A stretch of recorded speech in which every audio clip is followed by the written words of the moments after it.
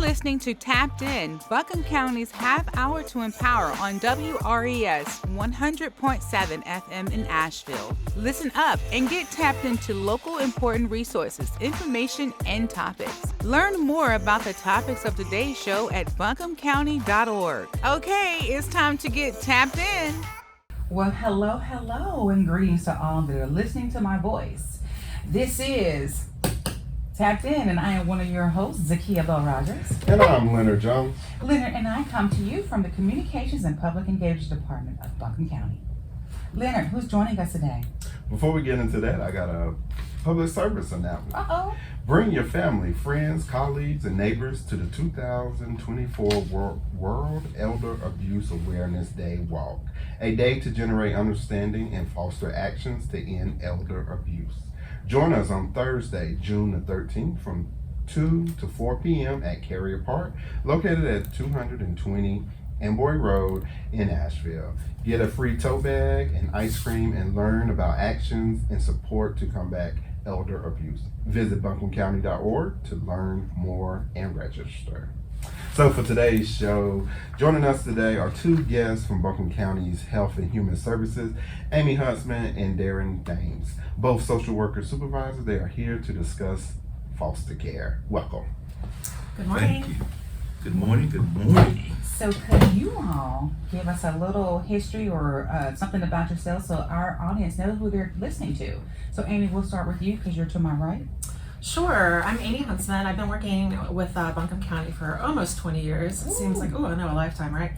And during that time, I've done all kinds of things for the county, but currently I work with foster parents and with kinship providers in the community. I am a local townie here from Asheville, born and bred, went to Asheville High School, and I am super happy to be in this position to be able to support people in our community here. You said Asheville High? Yes. Class of? What are you going to pull me out like that, ZaKiya? 1996. 96, yeah. 98. 98. Yep. All right, Darren, go ahead and tell us about you. We know you're not a cougar. All right. Thank you. Thank you for that. My name is Darren Thames, and I am the foster care supervisor. I've been with Buncombe County since November of 2023. Wow. I've been in the social services, human service, and child welfare for over 20 years. I started out in Pensacola, Florida, and then Seattle, Washington, and then Las Vegas, Nevada, South Carolina, and then here in North Carolina doing child welfare. I'm on the other end, waiting on about 9 more years to retire. Oh, just 9. That's nice. I'm ready for it, you know. Well, the way time goes, you go to sleep tomorrow, it'll be 8. Yeah. And I'm from a little town called Manning, South Carolina. Wow. Down in the low country where we eat rice. Oh, yeah. Oh, I bet you cook some good rice, too. Is it sticky rice? Sticky rice. Oh. We'll talk later. Fish and rice. Yeah. Friday. Fish Friday. Yeah, so we're talking about foster care. And so what is foster care? So our folks know, what is foster care? Well, foster care is a temporary situation for a family is what I'll call it. When kids are put into danger and unsafe situations, the government gets involved. And that's not necessarily anything that anybody wants, but a necessity. And so if there is a situation where there is extreme neglect or extreme abuse, the courts may become involved, in which case a foster care case could be opened. And a foster care case is working with a child and with their family to mitigate whatever problems happens or were happening in the home so that that kid can get back. Yeah. That would be my simple explanation. What do you That's think, good. Darren? I think that you did excellent. You know, we all about working with families to partner with them and to, see about reunification. That's the biggest thing. But foster care, like she said, is just something temporary to provide a safe and caring place for children to be until their family is able to work through the process, the court process and all, to be reunified with their children. And so that's foster care. So you said something in your introduction of yourself, kinship. And I know people are probably like, when they heard that, what is that? So kinship, it sounds, Love kinship. yes, we love kinship, but can we tell our audience what kinship is? Sure. So kinship is where when a kid comes into foster care or they're involved with the department in some way or another where they can't be at their home in the moment, it's a person that takes care of them. And so a kinship provider is it may be a grandma or grandpa, it could be an aunt or uncle. It could also be a school teacher or a coach or a neighbor, someone that the kid knows. And the idea is that if a kid's going through a traumatic situation where they can't be with their biological parents or their guardian, we want them to be with somebody that they know and that they have a relationship with. Because what we know is that when the kids are going through this situation, it is extremely hard for them, and it makes it just that much harder if they're having to go to a stranger's home or having to change schools or something of that nature. So kinship literally means taking care of the kin, taking care of the folks around you. Oh, wow. And kinship has been happening. And if you think about it, in the African American community, it's been happening for years. Where Yes. something goes on with the kids. You have grandma, grandpa, auntie, uncle, somebody neighbors. Hey, we're gonna take those kids for you until you put your life together. And so it's excellent that the Department of Child Welfare around the country is really buying into the kinship placement, and that's excellent. So, how many children in our community are in foster care? In foster care, we have 332 children. That fluctuates. It's kind of liquid. It moves up and down. And so, and when you look at the ages from birth to 21 that we have in care. And so, how many do you have that, you may not know this number, but how many do you have that are like that, what they call the extended teen ages? Like how many? Right. Well, I think currently we usually carry around 70 kids that are between the ages of 13 and 17. And then once they turn 18, they can go into what's a voluntary foster care program. And really, if you can imagine that you're a kid and maybe you've been kind of floating around from place to place. And when you turn 18, you're, for lack of a better expression, like your ties are cut with your family. And so you're kind of out there on your own. And so what the government said is like, hey, let's try to set you up for success, because this is not successful just to say we're done at 18. So they created a voluntary program called Foster Care 18 to 21. And so Buncombe County, we have about 40 children in that program right now. And it's been quite higher than that before, maybe 55. And what happens often is that kids from surrounding counties, when they age out of the foster care system, they may come here because Asheville has more resources. And so sometimes we end up caring for those kids that maybe aged out in Haywood County or Alexander County or somewhere else far away. And so have they ever thought about extending the age? Because with how things have changed so greatly. And we know that being 18, 30 years ago, you could get a job and get a little apartment and be okay now, but not having a skill or a trade or a degree could hinder you from doing a lot of things. And we know at 18, a lot of them, they don't have those things, and many of them do not. And some of them, there are programs that in schools that you can graduate with their CNA, and that's awesome. But a lot of them do not take that opportunity. Are they looking at extending that 21? Well, I know nationally there are lots of movements to move that to age 25 or 26. But when I think about that, my kids are 11 and 12 now, and I sometimes get excited about the idea. 18, I'm not going to have to make you breakfast anymore or push you to do your laundry. But really, we know that's not the case. I'm more like, I'll be lucky by 25, 26 if they're on their own and have their own place. So so they are nationally kind of looking at that, but here locally, we don't really have that movement. But what we do have are lots of different programs that do work with the kids up to age 26. We may not specifically be involved, but there are programs through Goodwill Industries and some other places that will really work with those kids until they're older. Yeah, because like you said, our kids, you think about your kids like, I can't wait till you're 18, and I have no idea why 18 is so set in stone, because you really can't do a lot. You look at it, it's not a lot of stuff you really can do.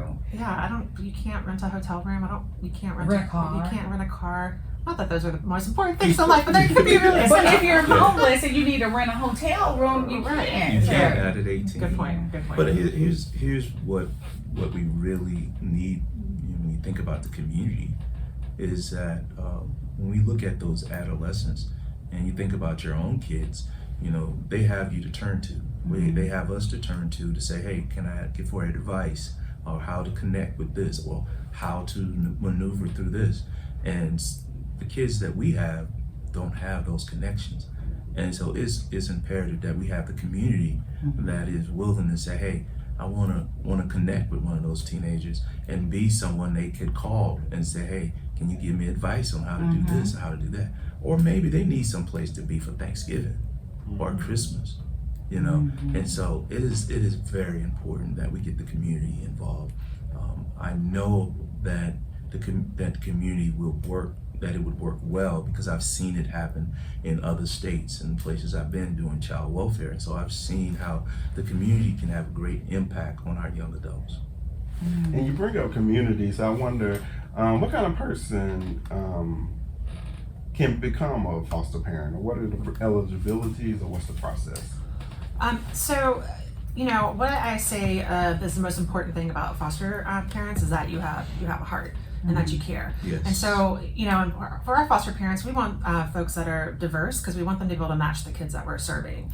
And so, you know, that being said, anybody could possibly be eligible to be a foster parent. There are a couple state rules, right, that we have to abide by, because we, you know, at the end of the day, it is a government organization. But so really, you have to be 21 or older. You have to be able to have a space in your home for that child to sleep. That doesn't mean they have to have their own room necessarily. They can share a room with another youth or your kid. And you have to be able to have the time and the heart to be able to support them. Those are the major things. Yeah, Yes. and so how do you go about recruiting foster parents? Is it word of mouth or foster parent to foster parent? That's really honestly the best way for us to find foster parents, are folks that have had a good experience and really felt like they have enriched their own lives through helping other kids in the community. And so that's the best way for us to do it. I mean, we certainly go out to different festivals, different events, and give out cards and things like that. But lots of folks that I talk to in the community, if I'm having a conversation with them, it's usually, you know, maybe the first time that they've really learned about the need in the community, the first time that they're really hearing about the characteristics and the needs of these children that we have in care. And then, you know, they kind of put their name down on a piece of paper and they think about it, right? And a lot of folks that are actually going through our classes and becoming licensed have been thinking about being a foster parent for over 2 years. So it's a process that I think if you feel like you have the heart for it, it's a process that can be very life-changing, and you know, you need to put some thought behind it. And I think that the best parents that we have sometimes are the ones that can do that. So you spoke about not to cut you off, do you have something else? Yeah, I'm just thinking about in other ways of recruitment that has worked and been successful is on Sunday morning. People are gathered at their different religions, their different churches or mosques and stuff, and that's an excellent time for that leader to talk about foster care and the importance, and how, you know, because you have a lot of folks that's there that's retired. You have folks that are looking for something to do to impact the lives of children. They got homes, 3 and 4 or 5 bedrooms, all their kids are gone, and hey, why not be a foster parent? Why not be someone that can provide respite? And I just think that our religious leaders should really put that out there on Sunday mornings, or whenever they're having some type of gathering, even at different festivals and events. Talk about, you know, hey, let's have a discussion or a panel with foster parents to say, hey, you want to ask questions, you want to talk about it, let us talk about the joy you can get out of it. I heard you mention respite. Can you explain what that is? Respite is more like, when a foster parent and they need time for a break, and they need someone that will care for the kids for a short period of time, for maybe 72 hours, so they can go ahead and get a break and be able to do something on their own. You know, it happens when there are adults, when you have family members that care for adults and they're like, hey, we need to get a break, so one of the other family members may come and take care of them so they can get out and breathe a little. That's the same with respite for our foster care. And we're in need of people that are looking to do respite. You know, respite is like a lifeline. Respite is like someone putting on a life jacket and say, hey, you know, like when you're on an airplane, they tell you what, before you put the mask on yourself, put it on. Yeah, put it on yourself before you put it on somebody else. Right. Yeah. Right. And so we want to be able to do that. We want to be able to do that in respite and help out these foster parents and kinship providers that are doing it full time, but need a break. Yeah. And kind of thinking what you're saying about some of the really successful foster parents that we have are from church groups or from other or work at schools together. And so what may happen is one of those families will take on a full-time placement, and another family that is licensed through their same place of employment or whatever will be the respite provider for that kid. So they have a regular, maybe once a month they're getting a break or a date night or whatever they need to fill their cup so that they can continue to care for the kid.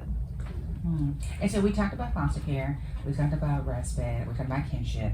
So something that's a little bit harder, why are they coming into care? Like, what are our kids experiencing that are bringing them into care? Well, I can speak generally to that. And, it's a lot of things like, we all listen to the news and watch the news. And really, that's it. There's lots of substance abuse in the community. There's lots of domestic violence in the community. There's lots of poverty in the community. And when you start taking a little piece of that and you stick it all together, then those are creating giant problems for families. And, and lots of times, as strong as you feel like you are, you may not be strong enough that day, and it may end up requiring some intervention and somebody to come in and help support you through it. And that's what we're about in foster care, supporting families to get them through a tough time. And we you look at abuse, abuse and neglect or dependency. We look at abuse, it would be sexual abuse or physical abuse. Then if you look at neglect, it could be domestic violence, could be substance use, it could be inappropriate living arrangement, and dependency is more like when maybe the parents of a child has passed away, and both of those parents are gone. They have no one. And so the county has to, or the state or the county have to come in and provide for those dependency youth and all. Yeah, and even a parent may not have passed away, but that parent may be in the hospital and can't get to their child. And so, there are so many different ways that a youth can come into care. And I think a lot of times, and I'm glad we say that it's with their parents. And I need people to understand that they're not coming into care because they did something. It is a cycle that has occurred, and they're caught in, and that is why they're coming into care. And we want to let people know that the agency is not out to take their kids. We're not against them or anything. We are here to partner with you and to help mitigate those circumstances that brought the child into care. How can we work together to resolve that so those children can get back home and and be able to thrive in their own environment? And so we're just trying to get the community to know that we're not the enemy, and we're not here to do anything to harm, but we're here to help. So I had a question around, so we talking about community and helping out. Where is the biggest need for homes currently right now? Well, currently, I think that that what ZaKiya was saying kind of hits it on the head, that a lot of folks out there think that kids in foster care are problem kids and they're carrying around all these issues that are going to be too hard for the average person to deal with. Well, that's not true. They're just like kids like any other kids. And so what we're seeing here locally is foster homes not willing to take older adolescent and teenage youth. And it becomes a huge issue because folks are willing to take them maybe on a temporary basis, and they do one thing that any other kid does, like maybe they smoke a cigarette in the house, or maybe they snuck out to go see their girlfriend. I mean, that's what every kid does, but the foster parents have a hard time grasping those concepts and moving forward. So really, we need a lot of people in our community that can represent our community. Like we are not a community full of people that like live inside one small little box. We're a very eclectic and diverse community. So we need our foster parents to match that. So really, that's the need. Because what happens with a lot of these youth is that if they're not able to find a kinship home here or a foster home here in the community, they end up being taken out of county. So you're looking at a kid who's gone through a major trauma with their biological family, and they're no longer with them, and they're having to leave their school, so their friends, their favorite teacher, everything that they know, and they're having to go to live at a stranger's home, maybe in Charlotte, maybe in Greensboro, sometimes maybe in Florida, if I'm honest. Like, that's how far away these kids are being sent sometimes, because we just don't have the supports here locally. So really, what I say is that as a community, We have all these problems that we're trying to deal with, whether we're dealing with it through county budgets or through services we're creating in our community. This is just another one of those things where everyone has to band together and solve this problem for our community. These kids belong to us, they deserve to be here, and so we need to come together to make that happen for them. Oh yeah.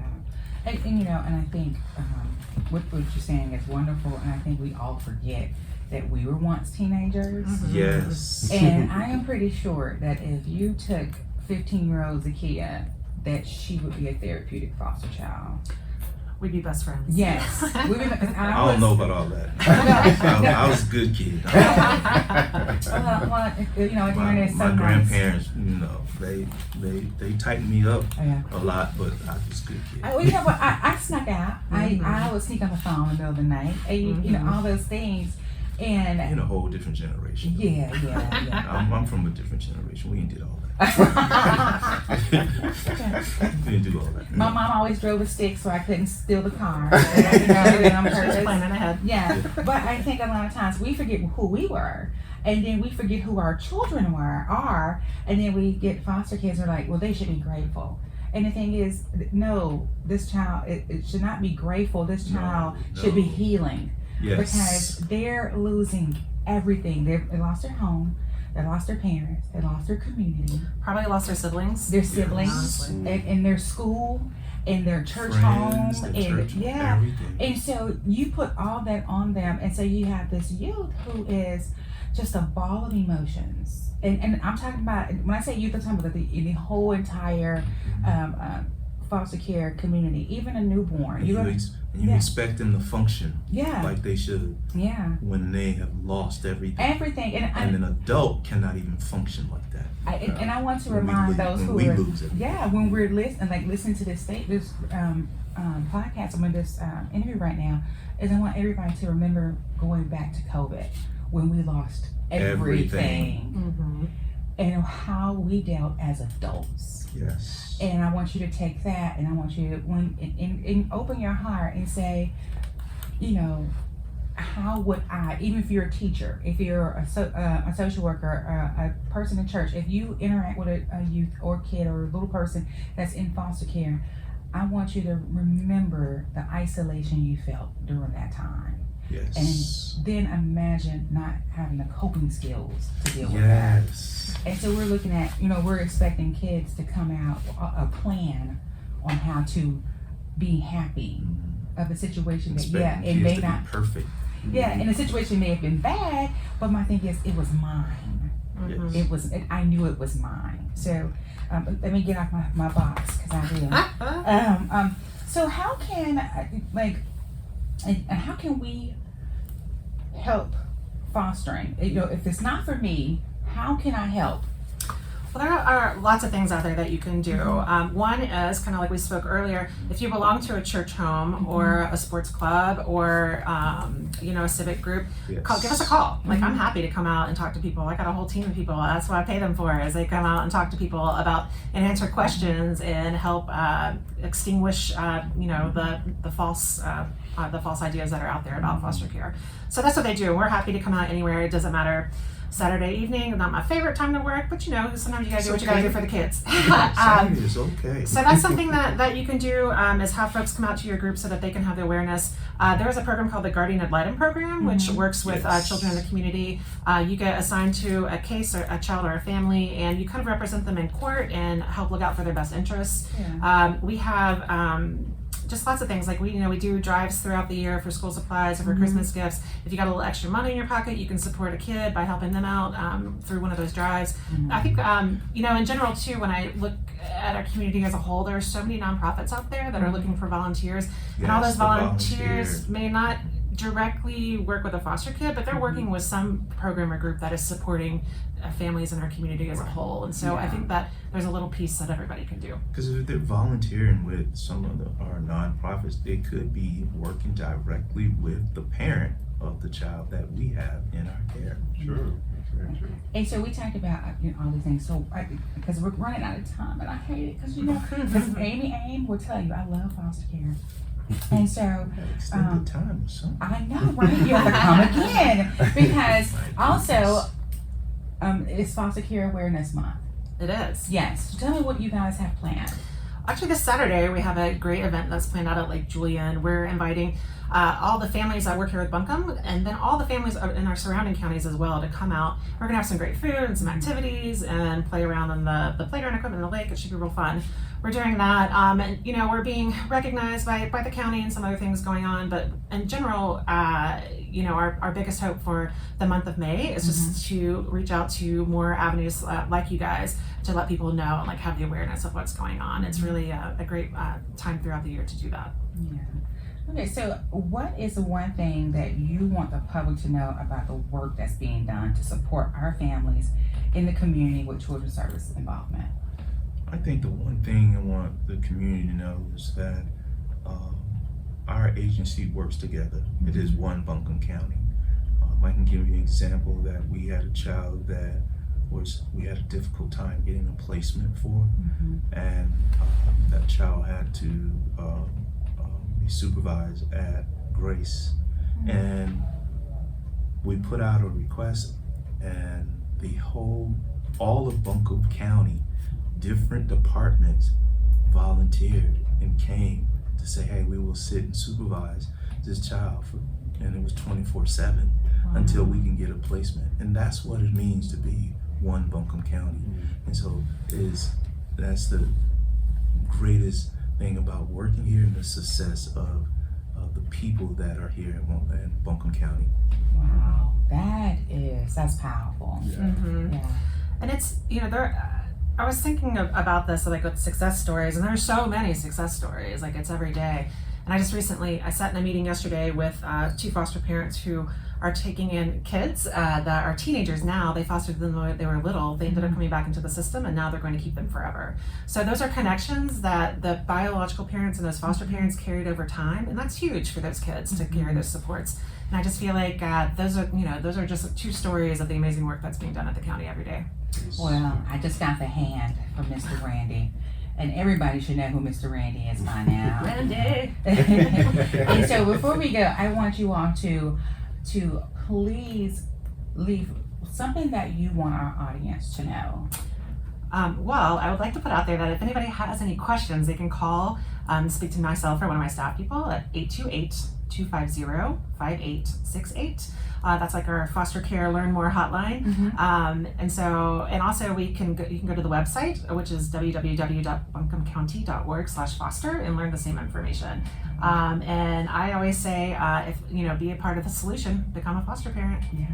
Hey, I want the community to know that we are open to partnering with the community, and whatever the community has available that is going to benefit our children here in the community, give us a call. Let's partner together. Let's make this happen. And I believe we can do this as one. And so, thank you. All right, Professor Jones. Well, I'll just come back in. This has been a very informative information around foster care and how the community can participate. But I also have another public service announcement that we do want to hear from community. Your voice matters in shaping the future of our community's health. Take part in the Western North Carolina Health Survey to identify critical health needs in our area. This helps us better understand the health of Western North Carolina residents and identify health priorities over the next 3 years. Visit buncombecounty.org to take the survey. All right. Well, those who have been listening to us for the last 2 years, you know that I like to wrap this up by sending us all off on a beautiful note, a one Buncombe note. Today we heard about foster care and kinship and respite and all of those things, and you may ask yourself, well, how can I help? What can I do? I am just me. Sometimes the just me is so important. It is always important because the just me is authentic. Yes. We need authentic people who have a desire to create healing for our kids in foster care and our parents. A lot of these parents are breaking generational cycles. A lot of our parents are, one bad situation to a downhill, just of trouble and chaos. And so we are trying to build a network system. Well, I don't know how much you know about crabs, but crabs in their natural habitat, when a prey comes around, the older crabs and the ones with the harder shells come up and lay over the softer and younger crabs to build a mound. And the prey, usually a stingray or a shark, will not take the harder crabs because they're harder to chew. Not because they're like, all these other things, but because they have experience. And they do this because they are assistant. I'm not calling us crabs or anything, but I am saying, let's protect those who aren't able. Let's build a system that helps those who are more vulnerable. Yes. You may not be able to be a foster parent, but you have 3 girlfriends, y'all are retired, and you say, you know what, we stay at each other's all the time. Let's be a respite club. You all may get a kid once a month for a weekend. All 3 of you all stay there, and all 3 of you hang out with this kid.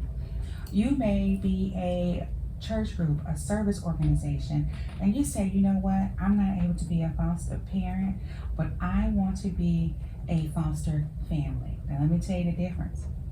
You're going to be a family that comes in and support. If this kid, you're going to be paired up with a kid and say, hey, I just want to support this kid. Here's all my information on all the backgrounds you need to do. And you can be a foster aunt. You're showing up to award shows. You're showing up to sports things. There is so many ways to be creative. So don't allow the just me in you to stunt your growth in being creative and block the healing that you could provide for someone else. Because as Darren said, we are one Buncombe, and we work together better when we're together. Yes. You know what that means. You all have been tapped in, and until next time. Thank you for listening to Tapped In, Buncombe County's half hour to empower, here on WRES 100.7 FM in Nashville. Learn more about today's topics at buncombecounty.org. Otherwise, stay tuned for more great episodes coming up.